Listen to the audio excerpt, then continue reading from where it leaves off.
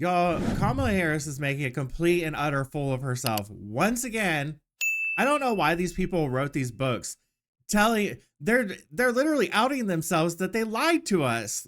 They lied for 4 years and they're literally telling us that they lied and pretending like it's justified for whatever reason. So now she's going on this tour promoting her stupid book and outing herself, and people are actually asking her questions that she has to be held accountable for. And she's just making excuses about why she lied to America and the world and why we should forgive her for that. It's absolutely insane. Anyone who still supports her, and I know that there are retards that still support her, anyone that still supports her has got to be the dumbest, most, I don't know, they're like staying in an abusive relationship. They constantly get gaslit all day, every day by media, by politicians, by Kamala Harris, and they just take it and stay in the relationship as if unaliving babies in the womb is more important than politicians being in control of nuclear codes and stuff like that. It doesn't matter. It doesn't matter. As long as we can unalive our babies, it doesn't matter. As long as we can transition children, it doesn't matter. We'll just stay in the relationship while we get beat every day. That's exactly what these people are doing. So first of all, I want to show a video of Kamala Harris defending Joe Biden after the debate. The terrible, terrible debate. The worst debate ever. The first debate of the 2024 presidential campaign is now history. The fallout from it is just getting started. Joining us now is Vice President Kamala Harris. Madam Vice President, thanks for being with us. CNN's John King has described a panic inside the Democratic Party right now because of President Biden's performance in tonight's debate.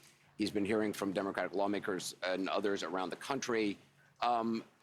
Some within your own party are wondering if President Biden should even step aside. What do you say to that?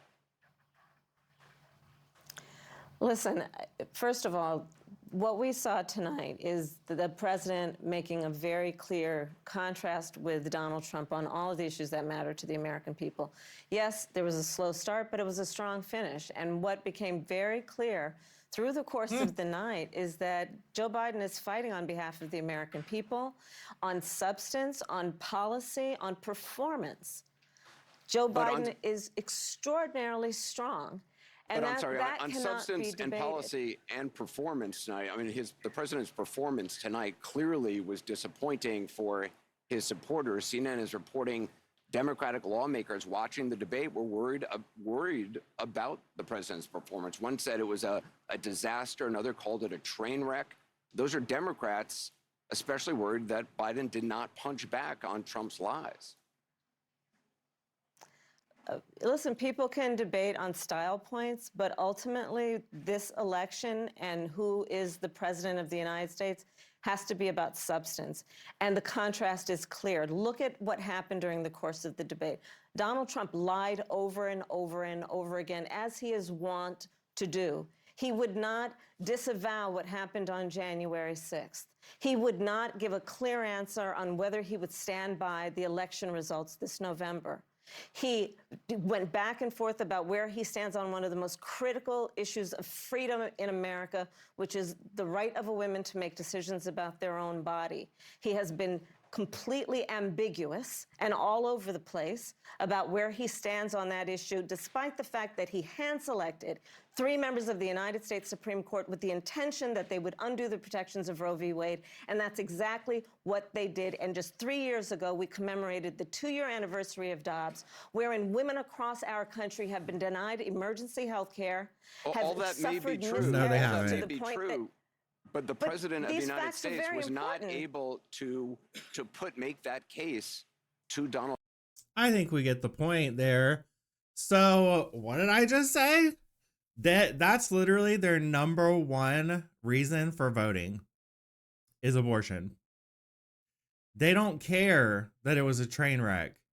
Anderson Cooper doesn't care that she just sat there and lied to him, gaslit him. I'm 100% he still voted for her because they want abortion And they think that the dismantling of Roe versus Wade is the door that opens to getting rid of gay marriage, even though I don't believe that there's any argument that can be had in the Supreme Court that would lead to any of the justices deciding to take away gay marriage, because at this point, it's basically a civil right. It's a human right.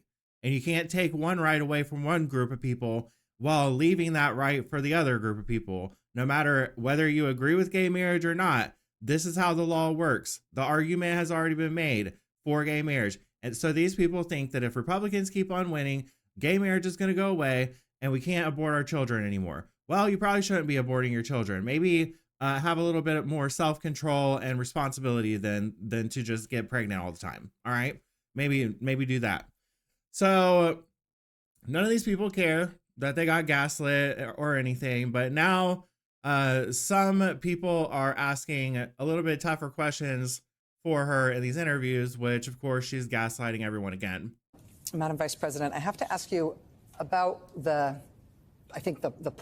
part of your book that has people most upset thus far, which is some of your writing about the decision around the president abandoning his reelection campaign, the timing there and how it was handled. You say in part, page 46, it's Joe and Jill's decision. We all said that like a mantra, as if we'd all been hypnotized. Was it grace or was it recklessness? In retrospect, I think it was recklessness. The stakes were simply too high. This wasn't a choice that should have been left to an individual's ego, an individual's ambition. It should have been more than a personal decision. Whose decision should that have been? How should that decision have been made? So when I write this, it's because I realize that I have and had a certain responsibility that I should have followed through on. Which is, and so when I talk about the recklessness, as much as anything, I'm talking about myself. There was so much, as we know, at stake. And as I write, you know, where my head was at the time is that it would come off as being completely self-serving. If you said to President Biden that you did not think he should run again. Yeah, or even that he should question whether it's a good idea. But I think that, you know, one of the reasons I wrote this book, Rachel, is there are actually a number of reasons. To make money. One, that it is unprecedented, right? To your point of what you said in your opening. We had a president of the United States running for re-election, 3.5 months from the election, decides not to run. The sitting vice president enters the race against a former president of the United States who's been running for 10 years with 107 days to go. And it ended up being the closest presidential election in the 21st century. And there was so much about those 107 days that, for me, and this is really a behind-the-scenes look at those 107 days, was about seeing people who seemingly had nothing in common coming together by the thousands with a level of optimism and, dare I say, joy. What? About the possibilities for America. And I hope to remind people about that light. I think she's saying that that there were some Republicans that went over to the Democrat side because she was running for president. No, there weren't. Republicans did not switch to the Democrat side, girl. You lost. You lost in a landslide. He gained more minority voters than any Republican in history.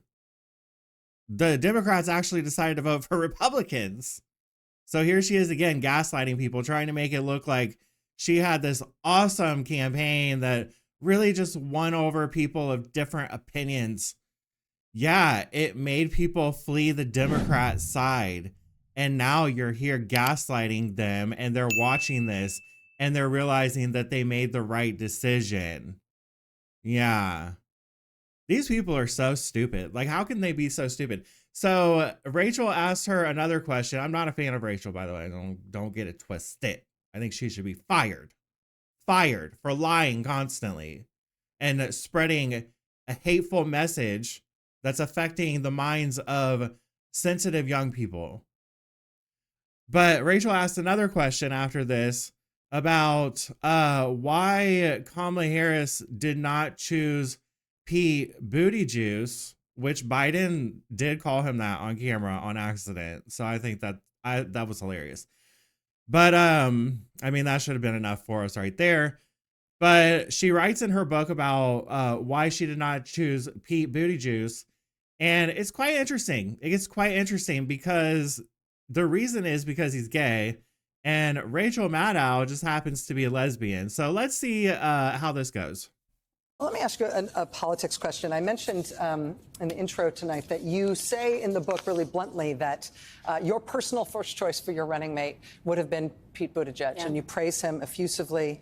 You say he would have been an ideal partner if I were a straight man. And you say effectively that demographically it was too much to ask of the American people to ask them to elect you with him as your running mate. I wonder if his reaction to that, since this part of the book has come out, if you've had any reflection on that, or I guess I'd ask you to just elaborate on that a little bit. It's hard to hear. Yeah. With you running as, you're the first woman elected vice president. You're a black woman and a South Asian woman elected to that high office, very nearly elected president. To say that he couldn't be on the ticket effectively because he was gay is hard to hear. No. That's not what I said. That he couldn't be on the ticket because he is gay. My point, as I write in the book, is that I was clear that in 107 days, in one of the most hotly contested elections for president of the United States, against someone like Donald Trump who knows no floor, to be a black woman running for president of the United States and as a vice presidential running mate, a gay man, with the stakes being so high, it made me very sad, but I also realized it would be a real risk. No matter how, I've been an advocate and an ally of the LGBT community my entire life. So it wasn't about any prejudice on my part, but that we had such a short period of time, and the stakes were so high. I think Pete is a phenomenal public servant. And I think America is and would be ready for that. But when I had to make that decision with 2 weeks to go, and maybe I was being too cautious, I'll let our friends, we should all talk about that. Maybe I won't. So she chose Tim Walz. Flailing arms, Tim Walz. Tampon Timmy. Putting tampons in boys' bathrooms. Saying the most ridiculous off-the-wall stuff. Trying to appeal to straight white men by working on your truck and talking about sports. Tim Walz was probably the worst, maybe even worse candidate for vice president than Kamala Harris was for anything. Pete Buttigieg, whether you like him or not, can at least speak to people articulately. He says smart things. He has a better resume than Tim Walz does, etc. And with how hype everyone got, because they didn't even know who Kamala Harris was, because we hadn't seen her for 4 years. Nobody knew who she was. There were literally people doing street interviews in like New York City asking people who Kamala Harris was. They didn't know who she was. And then all of a sudden they choose her to be the candidate and tell the media to like push all this out, because we know that the Democrats basically run the left-wing media. And then all of a sudden everyone knows who Kamala Harris is and they all love her. And she's just this wonderful black woman. And do they not think, because these people literally didn't care about any of the stupid shit that she said. They didn't care about the fact that they never knew who she was. She hasn't done anything. They didn't care that she was put in charge of controlling the border, and that didn't happen. They don't care about that. All they care about is the sensational. This is going to be the first black president, the first black woman president, the first female president. Don't you think that they would have been even more excited if she was going to have a gay vice president as the first gay vice president? That would be more monumental. And at least he could have like actually possibly prevented them from losing some of the people that they lost because of Tim Walz, because Tim Walz is a clear buffoon. He literally said that.